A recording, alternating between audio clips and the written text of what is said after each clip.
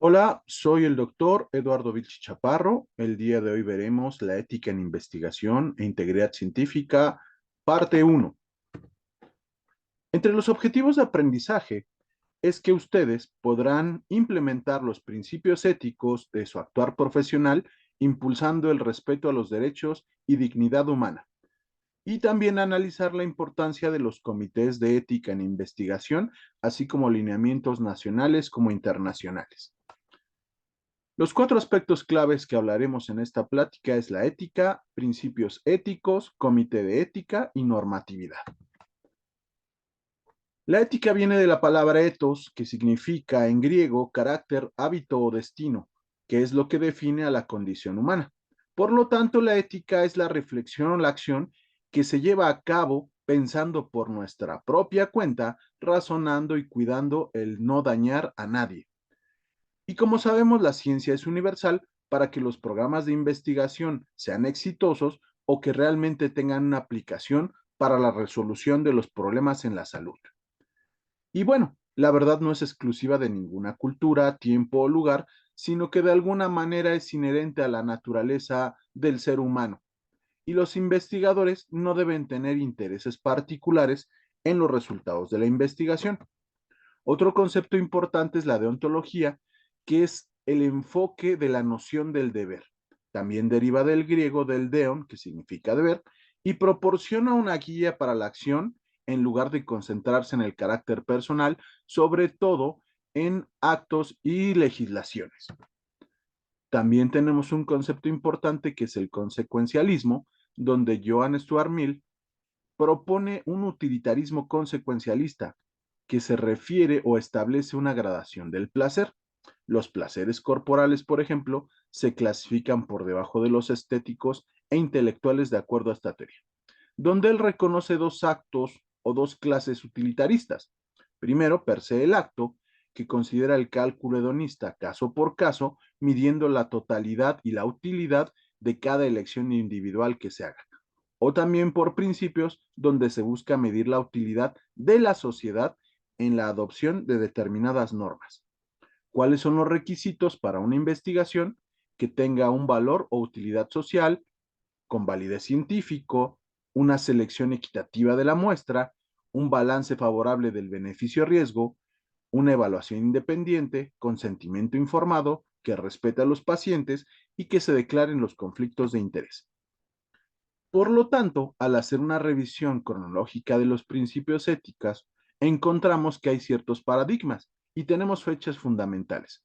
En el 45, derivado de la Segunda Guerra Mundial, el Código de Nuremberg; en 1948, la Declaración Universal de Derechos Humanos; y hasta el 64, los principios éticos para investigaciones médicas en seres humanos. Y bueno, no hemos estado exentos de conductas no éticas en la investigación. Entre las más famosas tenemos el estudio Tuskegee en Alabama, donde se revisó la historia nacional de la sífilis en 397 pacientes afroamericanos, donde se les dejó sin tratamiento durante 40 años para conocer la historia natural. También tenemos el estudio de Willebroek, donde se le contagiaba a los niños hepatitis que tenían discapacidad mental, o el estudio Brokin, donde se inyectaba células cancerosas en pacientes ancianos. Para ahondar un poco más, en el estudio de Tuskegee se realizó por más de 40 años en agricultores afroamericanos de Estados Unidos, donde se investigaba la historia natural de esta enfermedad. Y los médicos involucrados dijeron a los sujetos que estaban recibiendo atención médica gratuita por parte del gobierno, lo cual les permitió seguir experimentando con ellos. Y bueno, 15 años del estudio ya se había descubierto la penicilina como parte del arsenal terapéutico para la sífilis, pero más de estos 600 sujetos no fueron informados y no recibieron tratamiento en lo que restó el estudio. Y bueno, podemos ver que ha habido diferentes elementos a partir de que se dio esa investigación, como fue el código de Nuremberg, el descubrimiento de la penicilina, y que al final del experimento no se les dio tratamiento. De ahí que nacen muchos otros reportes que fundamentan y fortalecen el código de ética en investigación. Por lo tanto, no olvidemos que para que haya investigación tiene que existir una normatividad. entre las cuales destacan las siguientes 5: el Código de Nuremberg, la Declaración de Helsinki, el Informe Belmont, las pautas de la SIOM y la Conferencia Internacional de Armonización. Buenas prácticas clínicas. También tenemos pautas éticas para la investigación epidemiológica, pautas para la buena práctica, la Convención para la Protección de Derechos Humanos y Dignidad del Ser Humano, las guías operacionales para comités de ética y documentos emitidos por la UNESCO, entre otros. Y bueno, el Código de Nuremberg básicamente nace de que en el Tribunal de Nuremberg no se contaba con un código o ley a partir de los cuales emitir un veredicto. Sin embargo, se basó en principios generales de ética. Por lo tanto, este código permitió tomar conciencia de los límites éticos de la ciencia y de la necesidad de una conducta científica apropiada para la investigación. No olvidemos que esto nace secundado del fin de la Segunda Guerra Mundial, donde los investigadores nazis alemanes tenían o hacían experimentos con seres humanos sin escrúpulos. ¿Cuáles son los principios de este código?